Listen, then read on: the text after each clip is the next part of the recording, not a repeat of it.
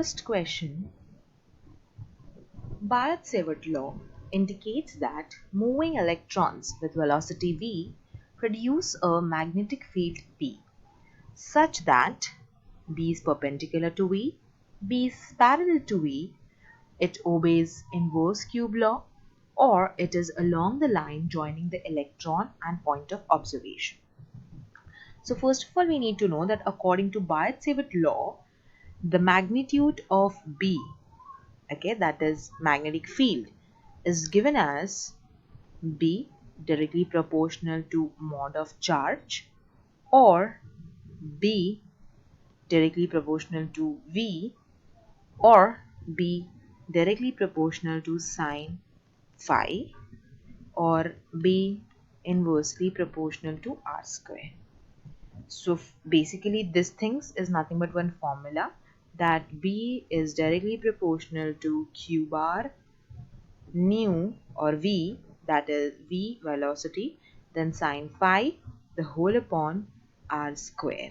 When we remove this proportionality sign, we get some constants, that is B is equals to mu naught upon 4 pi mod of q b sine phi the whole upon r square, where mu naught upon 4 pi is a proportionality constant, r is the magnitude of position vector from charge to that point at which we had to find magnetic field, and phi is the angle between velocity and radius r.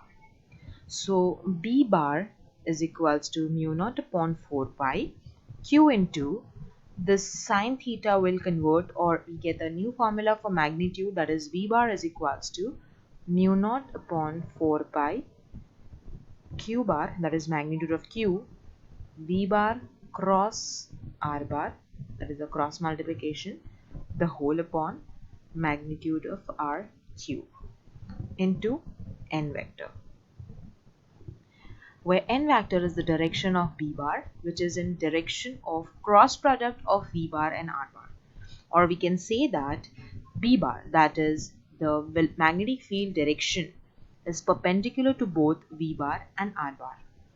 Okay, so correct answer for this question is option A, that is magnetic field is perpendicular to v.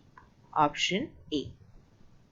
Looking towards the next question, a circular current loop of magnetic field, magnetic moment m is an arbitrary orientation in an external magnetic field B. The work done to rotate by a loop by 30 degrees about an axis perpendicular to the plane is. So the rotation of loop by 30 degree about an axis perpendicular to its plane make no change in the angle made by axis of the loop with the direction of magnetic field. Therefore, the work done to rotate the loop is 0. So the correct answer for this question is option D, that is 0. Looking towards the next question, that consider a wire carrying a steady current I placed in a uniform magnetic field B perpendicular to its length. Now consider the charges inside the wire. It is known that magnetic force do not work. This implies that motion of charges inside the conductor is unaffected by B since they do not absorb energy. Some charges inside the wire move to the surface as a result of B. If the wire moves under die influence of B, no work is done by the magnetic force on the ions assumed fixed within the wire, and D both B and C. So if a current carrying straight conductor is placed in a uniform magnetic field such that it makes an angle theta with the direction of field, then force experienced by it is F max directly proportional to BIL sine theta. Direction of this force is obtained by right hand palm rule. Right hand palm rule says that stretch the finger and thumb of the right hand at right angle to each other. Then if the finger points in the direction of field, that is magnetic field, and thumb in the direction of current, then normal to the palm will point in the direction of force. So if the conductor is placed perpendicular to the magnetic field, then theta is equals to 90 degree. So the correct answer for this question is option D, that is both B and C. Looking towards the next question, a charged particle would not continue to move with a constant velocity in a region wherein. So this problem is based upon the single moving charge placed with some uniform electric and magnetic field in space. Then they experience force called Lorentz force and is given by the relation that F is equals to QE plus Q into V cross B. Force experienced by the charged particle due to electric field is QE, and force experienced by the charged particle to the magnetic field is this. So according to this problem, particle is moving with constant velocity, means acceleration of particle is zero, and also it is not changing in the direction of motion. This will happen when net force on particle is zero. So correct answer for this question is option C, that is E not equals to 0 and D is equals to 0. Looking towards the next question, a cubical region of space is filled with some uniform electric and magnetic field.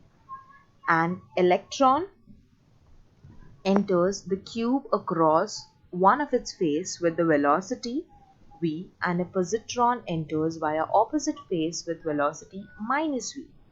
At this instant, which statement is not true? So this problem is based upon the single moving charge placed with some uniform electric and the magnetic field in space. Then they experience a force called Lorentz force. Okay, the magnetic force on the charged particle is either zero or is perpendicular to velocity, which in turn revolves particle on circular path with uniform speed. In both cases, the particle have equal acceleration. Okay, next, due to the same electric force which is in opposite direction because of sign of charge, both the particles gain or lose their energy at the same rate. And the next, there is no change of the center of mass of the particle. Therefore, the motion of the center of mass is determined by B alone. So this option D is correct, C is correct, D is also correct, that is the equal acceleration. But option A is wrong. This is not true actually. So the electric force on both the particle cause identical acceleration is wrong, and therefore the correct answer for this question is option A.